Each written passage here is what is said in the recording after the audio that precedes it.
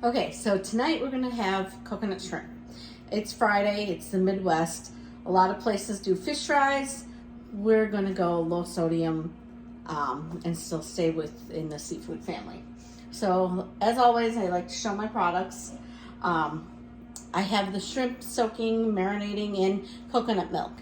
For this whole can, there's 125 milligrams of sodium. Really, you're not getting all of that because I'll be throwing a lot of the milk out. If you've never used coconut milk, you'll open up the can and there's going to be a solid layer and then there's going to be a liquid layer.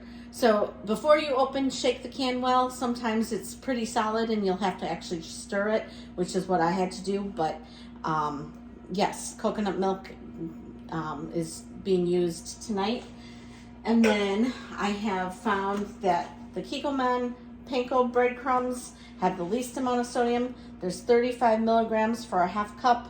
We're using about 3/4 of a cup, so about 50 milligrams of sodium for that. We're using sweetened coconut flakes. There is 20 milligrams, and so with what I need tonight, a half cup of this, there's about 80. And then the other real tricky thing with seafood is you need to make sure that you get it from a reputable fish market, or really watch the sodium on the back when you buy it frozen. A lot of places, and this is to preserve the flavor, but they soak it in salt water. As we know, shrimp, cod, Chilean sea bass, they all come from salt water in the ocean. However, if you soak it, more salt goes into it. So I buy my shrimp fresh from our local seafood place, and I peel it and devein it myself. That's the way we can make sure that we have the lowest sodium. It is more expensive, it is more time consuming, but that's what I have to do to keep it low sodium for us. So our shrimp tonight will have about 126. Put that all together, and the shrimp tonight will have about 300 roughly, and then another extra 55 I think I said. For you can watch the video for the sauce. So so overall, not too bad. It's a little bit of a splurge. The last thing I am using to fry up our shrimp is coconut oil. So I use my coconut oil for a lot of things. I use it in my granola. I use it in my when I saute apples for oatmeal. It's a great product, and it's a great fat to use. And so with the shrimp, we're having coconut shrimp, coconut oil. So switch that all over. You can see here's my shrimp that's been sitting in my coconut milk. And here is my mixture of panko breadcrumbs and coconut. So I'm just going to bring this in and turn that down. Also, if you can pan over just a little bit, this is my yucky pan I have that I use for baking with oil. So I have my baking pan with a cooling rack on top of it.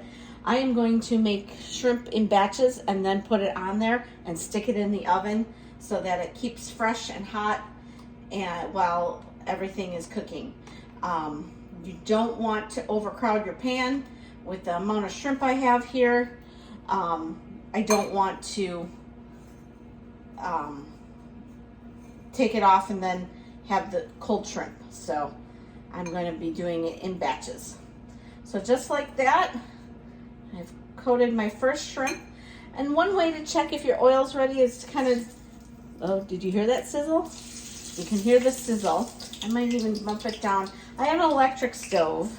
So we're just gonna, and shrimp cooks fairly fast. You don't want to overdo them. Just want that nice golden brown color on them.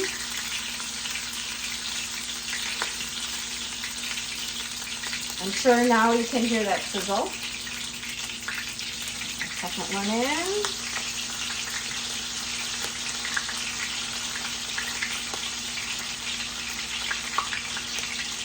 And then I'm pairing this tonight with some rice with my sauce, with some broccoli and salads. So it's just a simple dinner.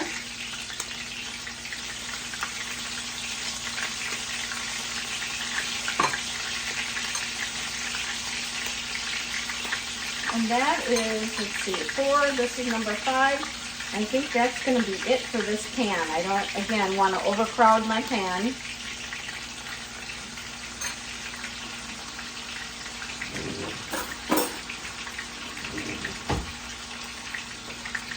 see how this first guy is doing. Oh, I'm losing some of my breading, but you can see a little bit of golden brown there. Second guy over here.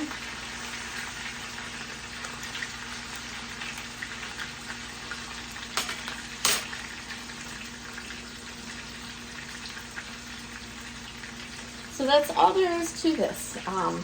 Like I said, I stick it on my pan, keep it heated in the oven until it's ready to be served. And with this one, maybe a little more color on those.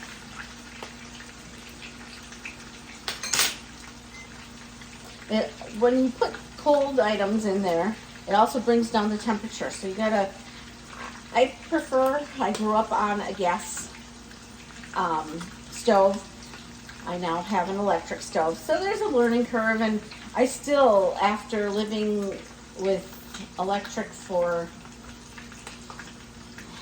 gosh, 5 years now, 6 years. I can't remember when we moved in here last, but I still have a learning curve. I still have a hard time trying to make sure that I have the right temperature. And well, I'm losing some batter on these guys, but you still get the general feel of them.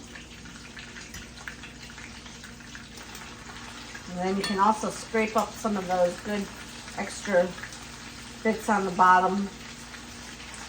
Have them for on the side. You can put those on top where you lost your extra bits. So, all right. So let's bring you just over so you can see. There is a couple of shrimp that I have already started up, and that will be the final product. So thank you guys for watching, and I hope to show you some more videos soon.